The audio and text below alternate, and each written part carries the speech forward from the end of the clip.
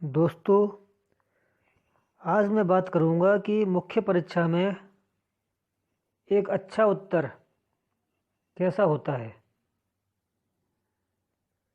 मुख्य परीक्षा descriptive answer के लिए होती है। आपको व्याख्यात्मक उत्तर देना होता है।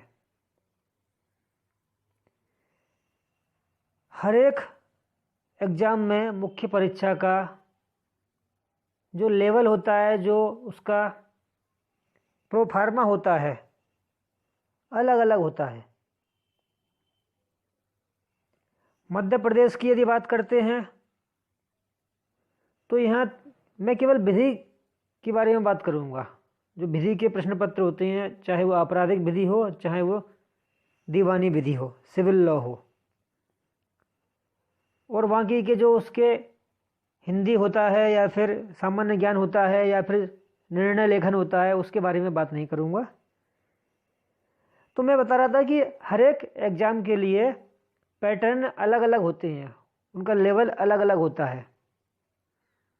मध्य प्रदेश का सिविल जज एग्जाम होता है, उसमें विधि का जो प्रश्न पत्र होता है, प्रश्न पत्र क्रमांक 1 और प्रश्न पत्र क्रमांक 3 सिविल लॉ का होता है और 3 क्रिमिनल लॉ का होता है।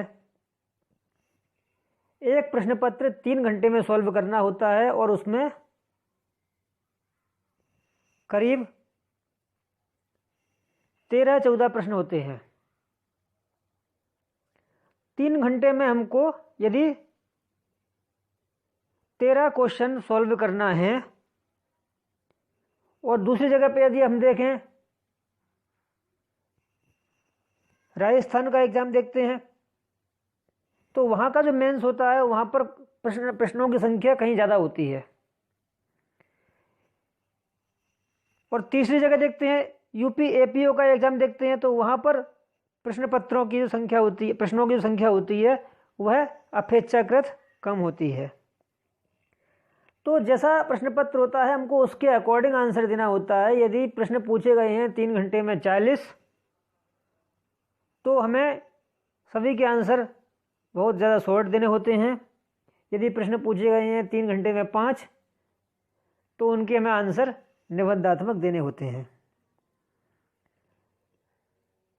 हमें ध्यान ये रखना चाहिए, सिर्फ इतनी सी बात, कि जिस मैनर में क्वेश्चन पुटअप किया गया है, हमें उसी मैनर में आंसर देना होता है। कहा है कि व्याख्या कीजिए, तो आपको उस पर अपना खुद का व्याख्यान देना होता है। वर्णन करने के लिए बोला गया है, तो आपको वर्णन करना है, उसमें आपको व्याख्या नहीं करनी है। व्याख्या में वर्णन में अंतर होता है, विवेचना में अंतर होता है। जिस मैनर में क्वेश्चन पुटअप किया गया है, उस मैनर में हमको आंसर देना होता है। दूसरी बात ध्यान रखने वाली बात, आंसर इस तरह का दीजिए कि उससे कॉपी चेक करने वाला खुश हो जाए।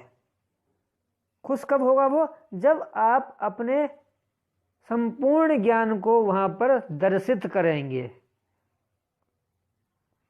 यदि क्वेश्चन केवल सीआरपीसी में से आया हुआ है, लेकिन आप एविडेंस एक्ट का कोई भी उसमें प्रोविजन बताना नहीं चाहते हैं, आईपीसी का कोई भी प्रोविजन उसमें बताना नहीं चाहते हैं, केवल सीआरपीसी में किताब में लिखा हुआ है, वहीं का वहीं तक केवल आप उसको आंसर देना चाहते हैं, समग्रता में आंसर होना चाहिए। आपके मस्तिष्क में आप एक जज हो, आप एक एडीपीओ हो, एक ऑफिसर हो, तो आपके पास में जितना भी ज्ञान है, उस ज्ञान को उस प्रश्न में, जो प्रश्न पुटअप किया गया है, वहाँ आपको संक्षेप में उस ट्रैक पर, जिस ट्रैक पर क्वेश्चन पुटअप किया गया है, वहाँ पर उसको उतारना होता है। तब वह कॉपी चेक करने वाला संतुष्ट और प्रसन्न होता है।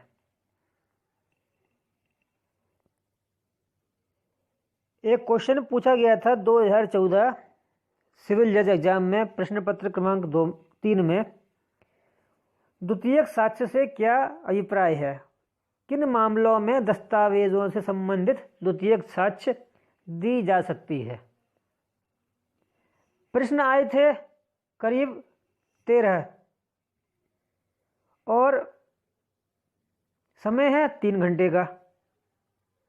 तो इसमें हमको इस प्रकार से आंसर देना है कि वह 13 प्रश्नों के बराबर का एक समानुपात में बैठे। तो इसमें हम आंसर क्या देंगे, द्वितीयक साक्ष्य से क्या अभिप्राय है, एविडेंस एक्ट की किस धारा में द्वितीयक साक्ष्य को दिया गया है वो हम बताएंगे। यहाँ से आपको स्टार्ट करने की आवश्यकता नहीं है कि साक्ष्य क्या होता है। आपको द्वितीयक साक्ष्य एविडेंस में जिस सेक्शन में दिया हुआ है उस सेक्शन को वहाँ पर उतारना होता है, और किन मामलों में दस्तावेजों संबंधित द्वितीयक साक्ष्य दिया सकती है इसके बारे में भी उतना ही आपको उतारना है जितना कि सेक्शन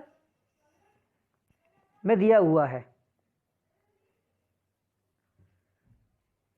सेक्शन 63 द्वितीयक साक्ष्य को परिभाषित कर रही है, तो वो पूरा आपको समझना होता है।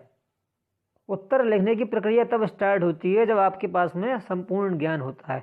तो 63 के अंदर जितनी भी बातें लिखी हुई हैं सब आपको लिखनी होंगी, चाहे तो आप बेयर एक्ट की लैंग्वेज में लिख दीजिएगा, चाहे अपनी लैंग्वेज में लिख दीजिएगा। यदि कोई बात यदि कम रह जाती है तो मार्किंग कम होगी। फिर प्रश्न क्या पूछा गया है कि किन मामलों में दस्तावेजों से संबंधित द्वितीयक साक्ष्य दिया सकती है, तो यहाँ पर 65 में स्पष्ट दिया हुआ है कि किन मामलों में द्वितीयक साक्ष्य दी जाएगी। आपको 65 पूरा उतारना पड़ेगा, पूरी बातें उसकी आनी चाहिए।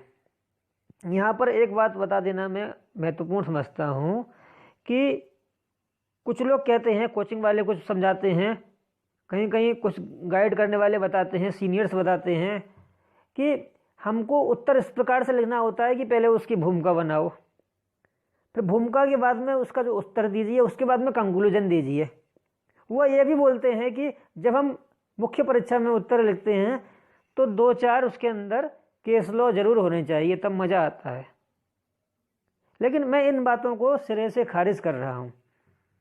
आप यदि सिविल जज प्रारंभिक लेवल की एडीजे की तैयारी नहीं कर रहे हो, सिविल जज के लिए आप यदि अप्लाई कर रहे हो, वहाँ पर उत्तर लिख रहे हो, तो आपको जजमेंट जो केस लॉ हाई कोर्ट या सुप्रीम कोर्ट दे रहे हैं उनमें आपको जाने की ज़रूरत ही नहीं है।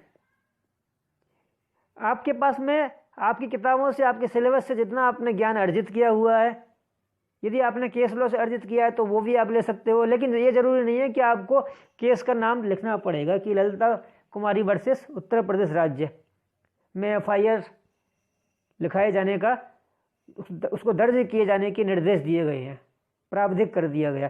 ये आपको केस का नाम दिया जाना इतना आवश्यक नहीं होता है, उससे आपकी मार्किंग में बहुत ज़्यादा अंतर आने वाला नहीं है। उत्तर आपका मौलिक लैंग्वेज में होना चाहिए, आपकी खुद की भाषा में होना चाहिए। बेयर एक्ट को डिटो तो कोई उतार नहीं पाएगा, कोई भी नहीं उतार पाएगा। मैंने कहा कि बेयर एक्ट कॉपी करके आप उतार दीजिए, उसका मतलब यह है कि आप उसकी सब बातों को उतार दीजिएगा। ये तो इम्पॉसिबल ही होता है कि कोई उसके एक एक शब्द को उतार देगा। आपकी अपनी लैंग्वेज में आंसर होना चाहिए और उस ट्रैक पर चलना चाहिए जिस ट्रैक पर क्वेश्चन पुटअप किया गया है। आंसर संपूर्णता में होना चाहिए, उसमें किसी भी तरह का कोई अलंकार आवश्यक नहीं है।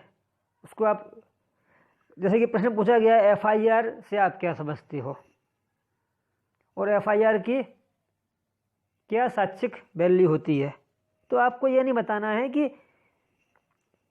इस लेखक के अनुसार FIR का यह अर्थ होता है।